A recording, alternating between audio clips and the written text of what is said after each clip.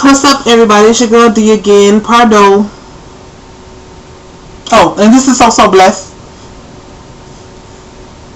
Am I supposed to say something? I don't know. Did I? I think I asked the last question. Okay, well, we're continuing with our conversation. Come into the camera. Okay. I don't think we was this close last time. What happened? I need to scoot in. So, I'm next. I'm asking you a question. Okay. I'll say for black folks, we have this unofficial anthem about keeping it real. Keeping it real. So what would you say is, if you had to, what is keeping it real? What is keeping it real to you? Keeping it real is being down to earth. What is down to earth? I think she's thinking in a new question. No, what is down to earth? Down to earth. That's the same as keeping it real. Well, that's what I'm explaining. You always do that. Let me finish the whole thing before you ask, because I might answer your question. Okay. So, down to earth, being yourself, authentically yourself, not Come into the camera. Come into the light. Caroline.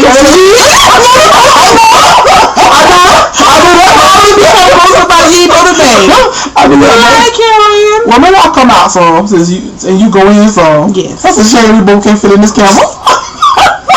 Okay, go ahead. Anyways, being down to earth means this right here. And being saying exactly what is on your mind, and I don't mean in a tactless way. I mean not putting on a show for anybody, and not trying to be something that you're not. I'm better with examples. Okay, do example. Okay, maybe not. I don't know how to explain it, but all I know is keeping it real to me is someone who's not trying to be something that they're not. Somebody who wakes up in the morning and when they're alone, they act exactly the same as when they're in front of somebody else. Now, I don't mean all the little secretive, like, not secretive, but the little quirks or whatever habits you do at home when you're by yourself or whatever. I don't mean like when I'm with my sisters, I'm acting silly. When I go to work, I don't act the same way. But I still keep it real at work. Right. And they have no question in their mind what I mean when I say whatever I have to say.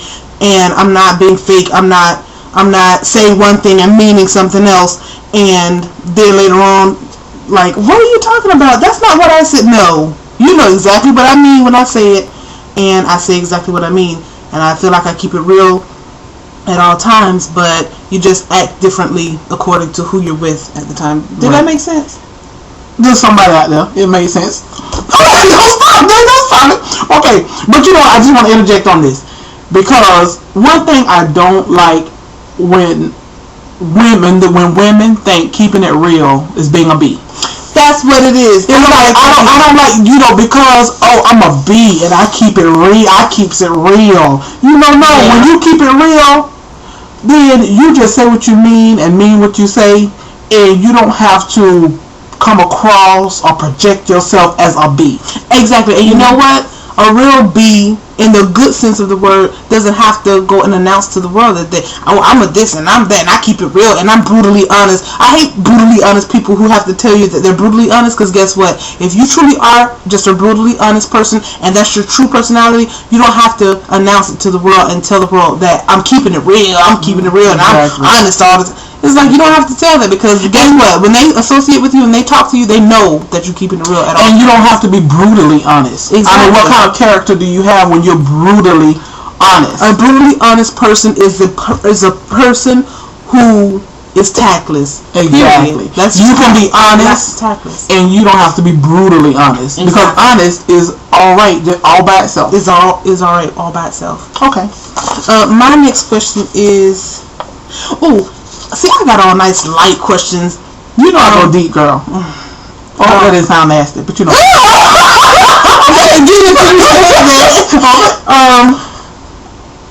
If you could visit any country in the world, what country would you visit? Let me see.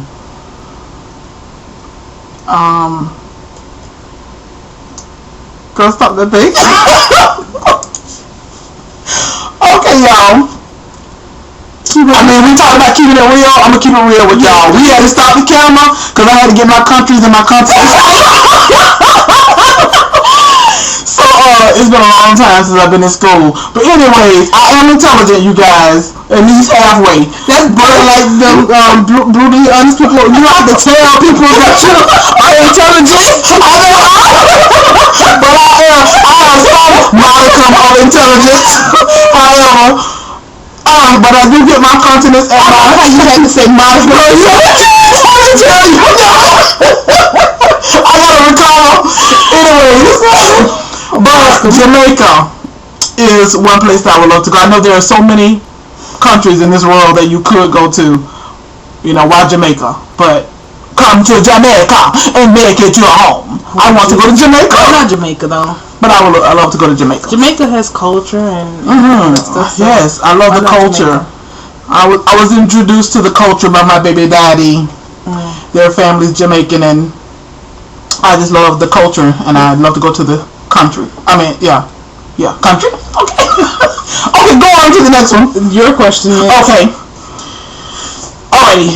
This question is, if you could do a video on YouTube and you did not have to worry about, or you didn't have to concern yourself with co-workers or family or even haters watching it and misinterpreting, misconstruing, taking out of context something you said or what you meant, tell me, what topic would you talk about, would you cover if you didn't have to so much worry about being, you know, improper or, you know, being judged, you know, something like that? My very first thought was I would talk about, my very first thought was I talk about whatever I want to talk about on YouTube. So there's not really a video that I would make, but that's not the truth, because I just thought I would talk about, let me get in the camera, hold on. I would talk about nosy behind coworkers who be all up in your business when you be in your own little office, minding your own little business. Yeah. If I didn't have to worry about co-workers watching it saying, oh, I did that, so she must be talking about me, and then getting, you know, taking personal business at you know, that they saw YouTube and taking it to work, taking the problem to work or situation at work.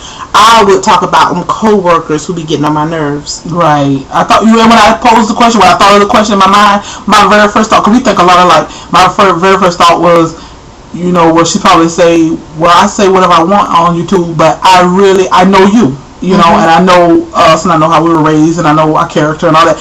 And and there are some times when you say, "Oh, I wish I could YouTube that," or "I wish I could talk about that." But you know, there are certain subjects that you really, you know, can't cover. And that thing about YouTube is that there are millions of us out there who can cover all kinds of topics. You know, and what we might not cover or feel comfortable covering, somebody else will cover. Right, you know? and that goes back to being that brutally honest. Yeah, I could say what I wanted to say and go to work and not care, but I still have to work with those people. And it's not like I dislike them, because this is actually the best group of people that I've worked with.